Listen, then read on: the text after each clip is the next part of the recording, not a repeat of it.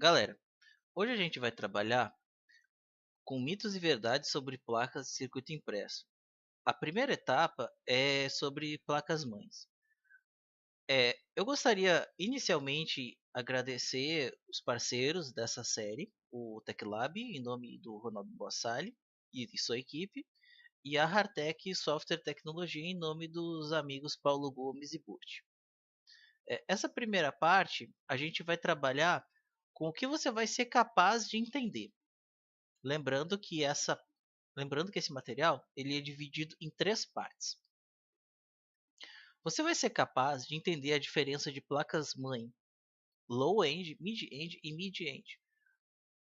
Você também vai entender as noções básicas de um sistema de alimentação de uma placa-mãe. É, mas para você entender inicialmente como você vai analisar uma placa-mãe, você deve entender quais serão a metodologia que eu vou aplicar para definir o que é uma placa-mãe, o que é uma placa-mãe low, mid e high-end. Eu enumerei algumas coisas que você deve analisar.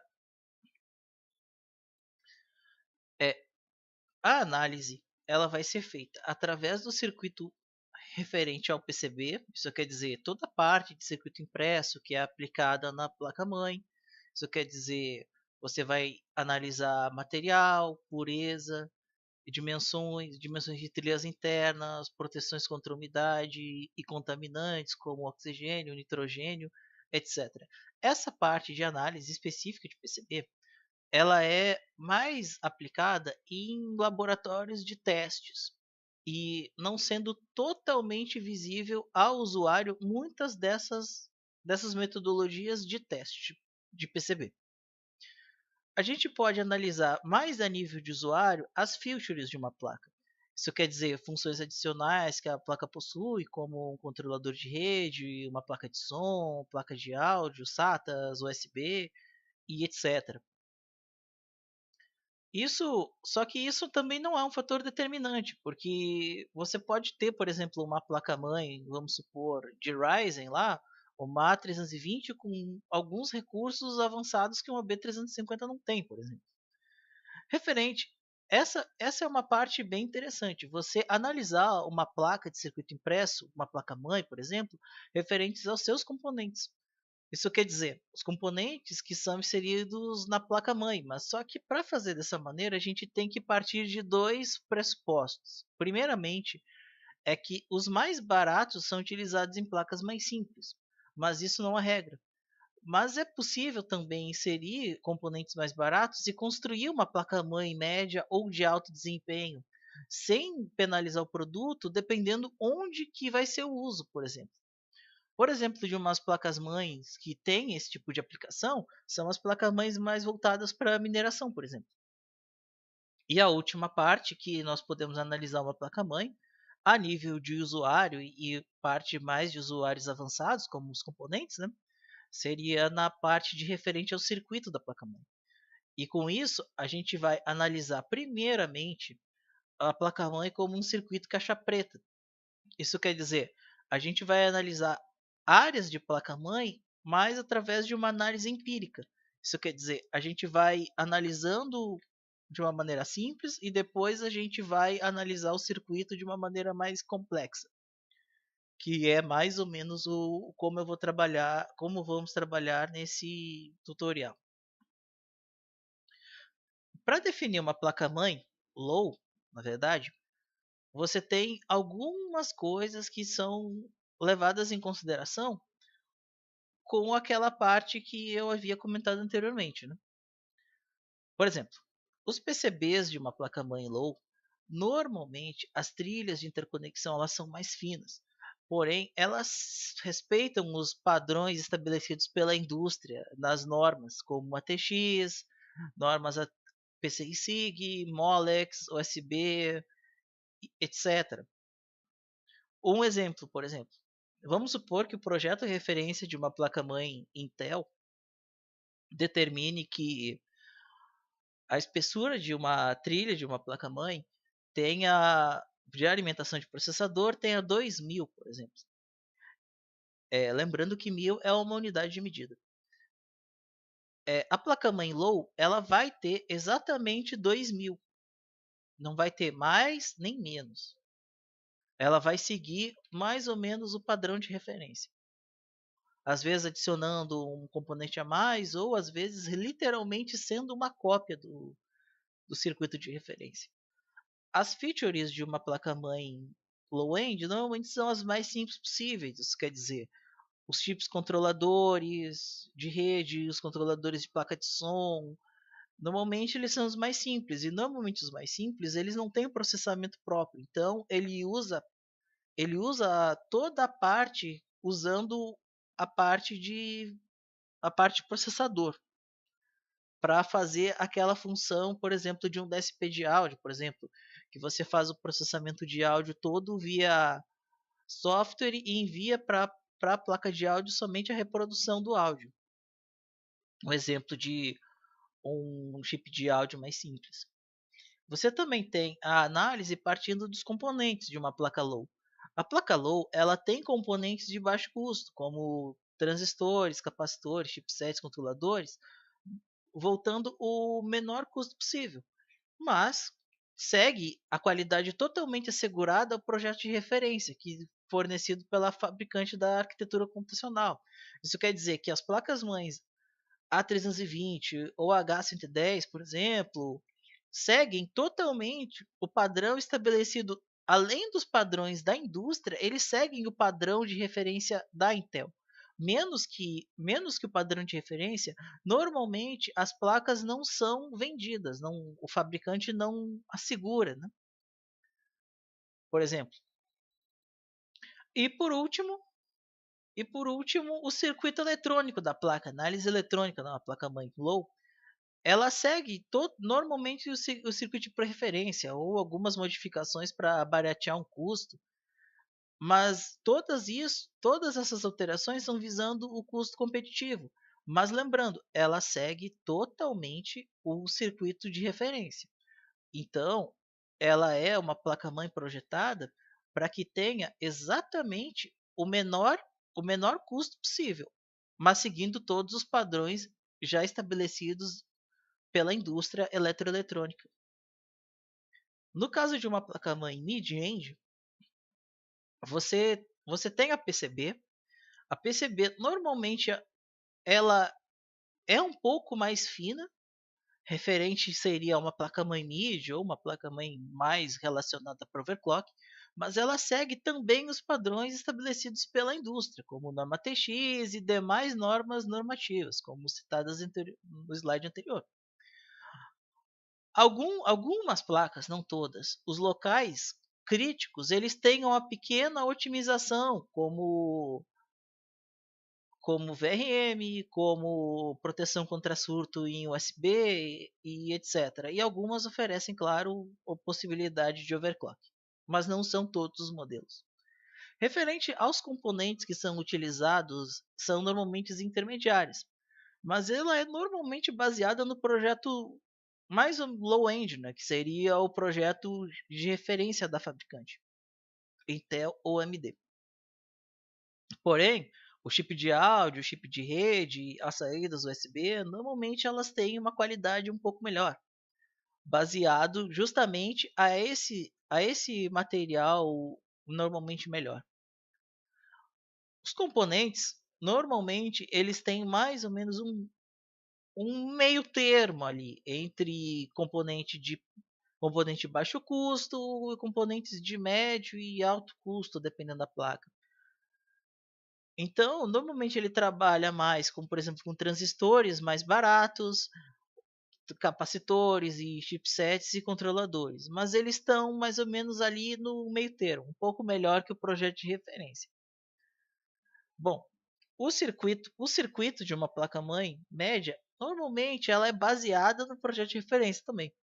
Porém, ela tem algumas alterações baseado no custo competitivo, que você busca ter um meio termo entre você ter uma placa-mãe barata e uma placa-mãe top de linha, por exemplo.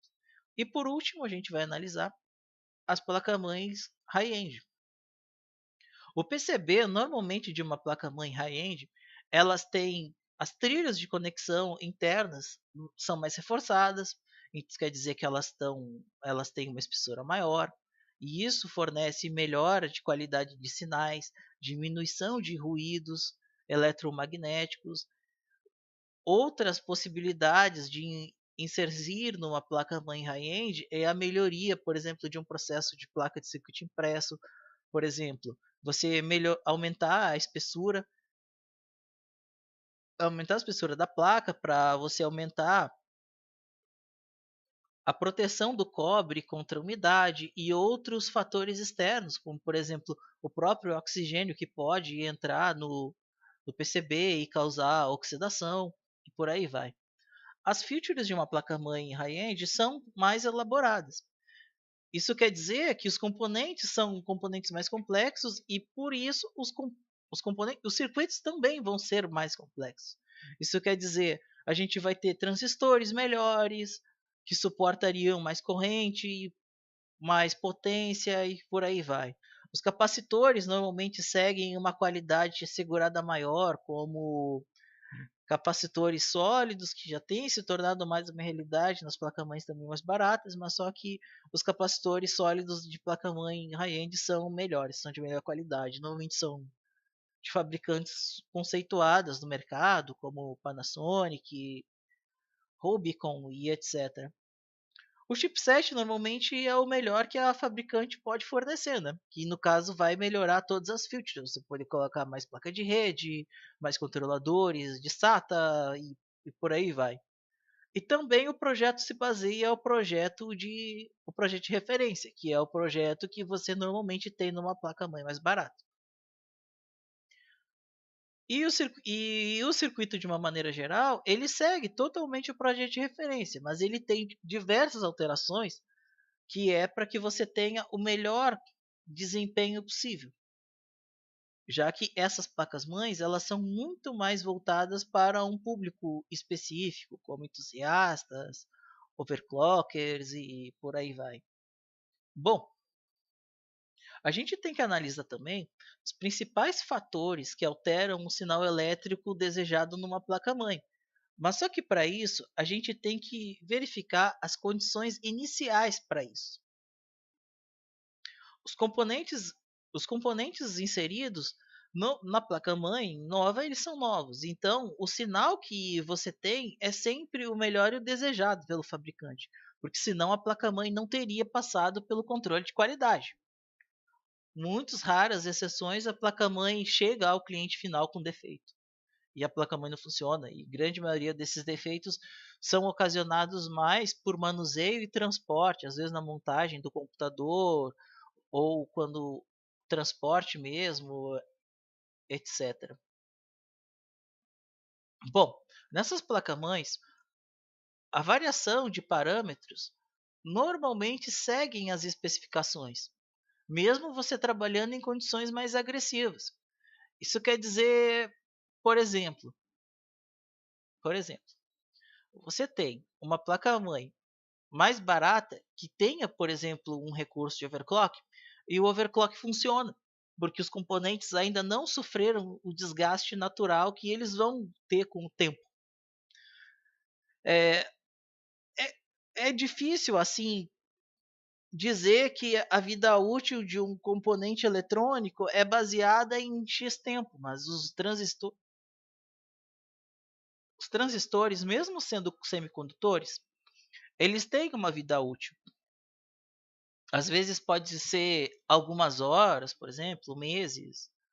E isso também que você tem um desgaste nenhum ou pouco desgaste nos chamados pontos críticos de uma placa-mãe. A gente vai verificar posteriormente o que seriam alguns pontos críticos de uma placa-mãe, onde você vai ter um maior estresse e ali onde o fabricante normalmente melhora o processo de fabricação, etc. Bom, a médio prazo, uma placa-mãe tem os componentes já utilizados, mas normalmente eles seguem ainda dentro de uma especificação desejada. Porém, essa recepção de sinal, ela não vai ser mais a melhor. e talvez nem seja a condição esperada pelo fabricante e do usuário entusiasta, assim, por exemplo. Um exemplo assim, você faz um overclock, por exemplo, num CPU, e ele funciona por um X de tempo, e depois de um tempo a placa-mãe não consegue mais segurar aquele overclock por causa do desgaste do circuito de VRM, por exemplo. Bom, e com isso vai ocorrer algumas variações de parâmetros elétricos, seja devido a ruído, por causa de coisas externas como água, umidade, maresia, temperatura, etc. E os componentes nessa condição de médio prazo, eles já são mais suscetíveis a falhas. Por exemplo, o VRM pode estar fornecendo menos energia, a fonte lá do computador pode não estar fornecendo mais os 12 volts com o ripple desejado, ou ela já não fornecia o ripple desejado e a placa-mãe trabalhava com alguns ruídos de sinais, e por aí vai. Bom, em algumas condições mais agressivas, você já vai ter mais desgaste e nesses chamados pontos críticos que a gente vai ver logo a seguir. É, bom, referente a pontos críticos, eu enumerei alguns pontos que de alguma placa-mãe aleatória aqui. Bom, você tem você tem em verde, primeiramente, locais que são suscetíveis a falhas mecânicas. Isso quer dizer, você tem falha de conector, que o conector ele pode ter um espaçamento com o tempo devido à diferença de temperatura. Se você está trabalhando numa condição mais agressiva, nos conectores também você tem a possibilidade de ter o desgaste da solda e precisar resoldá-lo também, mas isso é pouco usual, mas é possível. Você tem em vermelho os pontos mais críticos de uma placa-mãe que pode ocorrer fadiga de solda. Por exemplo, no PCH e no processador. No processador é mais difícil de acontecer, mas acontece. No processador, normalmente, a fadiga normalmente é dos contatos. Às vezes você abrir o socket ou entortar, empenar o socket, por aí vai, como aconteceu há algum tempo atrás nos processadores da Intel, por exemplo. E no PCH é a solda BGA devido ao aquecimento dele natural, né? Ele está gerando um trabalho, então ele vai aquecer. Algumas placas-mães têm o dissipador de calor maior e utilizam outras ferramentas para melhorar a parte térmica, né? Mas só que mesmo assim você tem a fadiga natural da solda devido ao campo elétrico que vai estar passando lá. E aí isso é difícil de previsão quando que ele vai falhar, por exemplo. Tanto que é muito comum ter várias pessoas trabalhando com manutenção justamente desse tipo de soldagem aí. Como o parceiro do vídeo aí, e outras assistências aí, como o pessoal da GTEC Informática, por exemplo. Bom, e por último, a gente possui os locais de alimentação. Isso quer dizer, os circuitos de VRM. Os circuitos de VRM. Aqui no caso, eu enumerei circuitos de VRM, porque eu estou tratando dos circuitos de alimentação da placa, em específico. Note que o circuito VRM de um processador ele compõe as fases de alimentação, a etapa de filtragem e a própria, então, teoricamente, ele é um circuito só que serve para a alimentação do processador. Então, quando você analisar uma fase, você está analisando uma fase, você não está analisando os VRM, você está analisando um bloquinho do circuito de VRM. E é como a gente vai trabalhar aqui nesse tutorial, por exemplo. Inicialmente, a gente vai trabalhar com o circuito VRM. Inicialmente, a gente vai trabalhar com o circuito VRM como se fosse uma caixa preta. Isso quer dizer que o circuito de VRM ele vai ter uma entrada de sinal e vai sair um determinado sinal. a função inicial que a gente vai trabalhar é justamente essa função de transferência do 12 volts de entrada para o que o processador precisa na saída.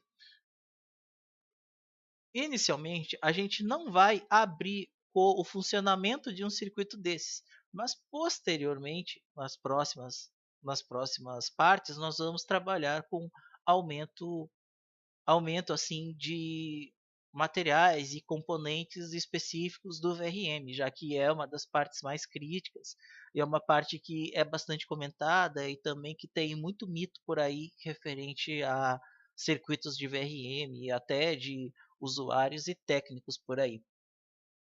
Bom, mas a gente vai enumerar os componentes utilizados num circuito de VRM.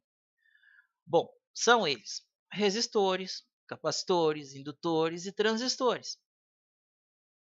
Bom, referente a transistores especificamente, você tem uma configuração de alta e baixa tensão e um circuito modulador lá, que é um circuito integrado que serve para fazer o controle de potência do circuito VRM.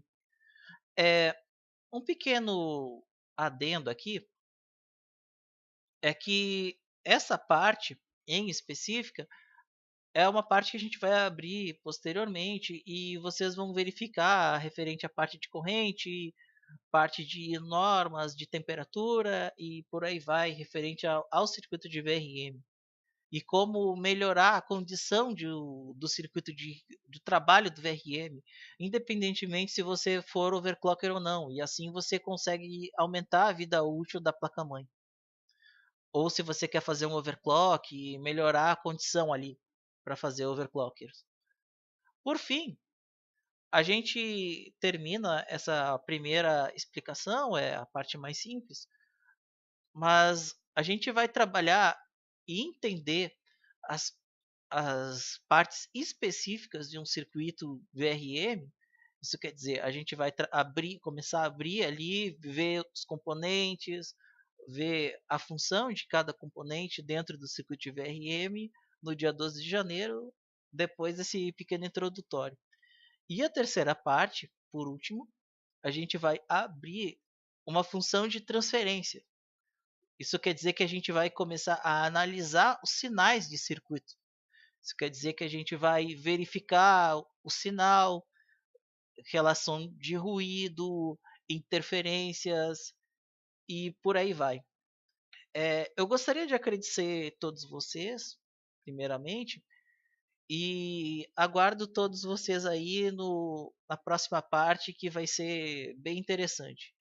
Para as pessoas que estavam esperando mais, aguardem o próximo tutorial, porque esse que eu falei, essa primeira parte aqui é só um introdutório. Eu agradeço a todos vocês